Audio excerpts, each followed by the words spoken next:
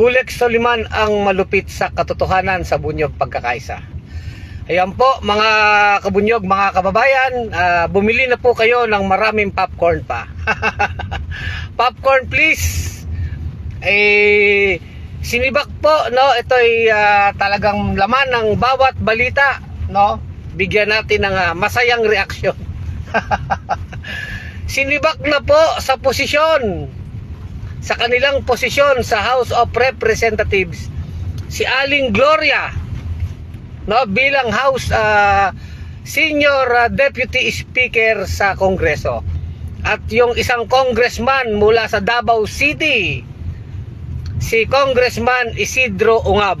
So yung dalawang congressman na yan, na alam naman natin na mga alyado at tauhan, no, tauhan, ano ba masasabi natin, at advisor ng mga Duterte, no, sila ay friends ng mga Duterte. Sila ay tinapyasan na ng katungkulan. Hindi naman sila inalis bilang congressman, hindi. Yung kanilang posisyon bilang Deputy Speaker, yan, Senior Deputy Speaker, no? Tinanggal na po si Aling Gloria at si Congressman Isidro Ungab ng Davao City. So talagang nakikita natin, tanggalan na ito. Lantaran na po ang bakbakan. Kumbaga, ito po ay matapos doon sa resolusyon na ipinasa ng Kongreso, yung House Resolution 1414, kung saan doon sa resolusyon ay pinagtatanggol daw ang integrity, ang karangalan ng Kongreso, dahil nga dyan sa atake ni Mang Canor Duterte tungkol sa Kongreso, na sinabi ni Canor na ito daw Kongreso ang most rotten institution sa gobyerno.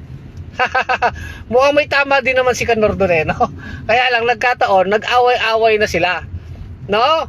So away ito talaga sa politika, away politiko. Ngayon, natanggal na yung dalawang kaalyado ng mga Duterte. Ibig sabihin, talagang malinaw na sa mga congressman, malinaw na kay Romualdez at Marcos at sa kampo ni Duterte na talaga sila'y magbabakbakan na po. Bakbakan na po yan, batuhan na po ng putik yan. At sabi nga nila, hindi naman basta-basta papayag yung grupo ni Duterte at ni Gloria. Babanat pa yan, re-resback pa yan. Kung nung una ay yung resolution lang ang ipinasa na hindi pinirmahan ni Gloria at ni Congressman Ungab ng Davao City, hindi sila pumirma doon sa resolution na pinagtatanggol yung Congress at in a way sinusuportahan si Martin Romualdez, no? Kasi nga talaga kaya nangyari ang resolution na yan dahil nga sa mga birada ni Mang Canor Duterte dito kay Martin Romualdez at sa kabuuan sa buong Kongreso. Kasi sabi ni Canor, audit na tayo, magkaalaman na, ibuksan na yung mga account ng mga gastos ng congressman. Magkaalaman kung sinong magnanakaw. Tayo naman mga kabunyog, sang-ayon din naman tayo sa sinabi ni Canor. Sa totoo lang, tama rin yun di magkabukasan na ng mga ginagastos ng mga congressman, magkaalaman kung sinong mga magnanakaw dyan. Sang-ayon tayo dun sa sinasabi ni Canor Kaya lang ikaw din, Canor Duterte, i-audit mo muna sarili mo. I-audit nyo rin muna sarili mong anak na si Inday Takaw kung saan dinala yung confidential fund. Diba? At tayo kasi sa bunyog maliwanag sa atin ang prinsipyo. Yung protektahan ang pera ng bayan na hindi mananakaw. Diba mga kabunyog? Ngayon, kung sinasabi ni Canor, mag-audit na, di sang-ayon kami dyan, Duterte diba? Sang-ayon tayo kay Mang Canor dyan. Pero i-audit din niya ang sarili niya. I-audit din niya ang sarili niyang anak na si Inday Takaw. Saan napupunta ang kwarta? Kumbaga sa English yan A kettle calls the... Ano ba yan? Ang kaldero, sinasabi ng kawali na maitim. Parehas naman silang maitim. Ang magnanakaw, galit sa kapwa, magnanakaw. Ganun po ang labas niyan, di ba? Ngayon naman, sila Romualdez tinanggal si Gloria, tinanggal si Isidro Ungab. Politika nyo yan. Talagang yan naman ay alam nating lahat ng mga galaw ng mga politiko na yan, mapa Duterte, mapa Marcos, hindi naman yan para sa taong bayan. Yan ay para sa mga ambisyon ng mga politikong yan sa politika. Si Inday umaambisyon sa 2028, si Inday Takaw.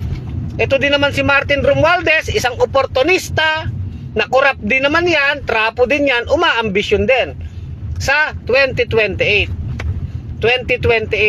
Si Inday at si Romualdez, tatakbong presidente yung parehas na yan. Ano?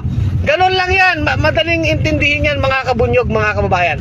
So yung pagkakatanggal ni Gloria Arroyo at ni Congressman Isidro Ungab ng Davao City, patikim pa lang yan sa magiging matinding boljakan nila dyan, batuhan ng putik. Talagang kanya-kanya na pong banatan yan, saksakan sa likod. At abangan natin ang mga susunod na rounds ng kanilang wrestling, boxing, judo, karate, kung paano sila magngangat-ngatan dyan, no? Ganun lang yan. At ang mga politiko, kanya-kanyang kampi na yan. So habang lumalapit ang eleksyon, nakikita natin itong mga trapo, kanya-kanyang kampihan yan.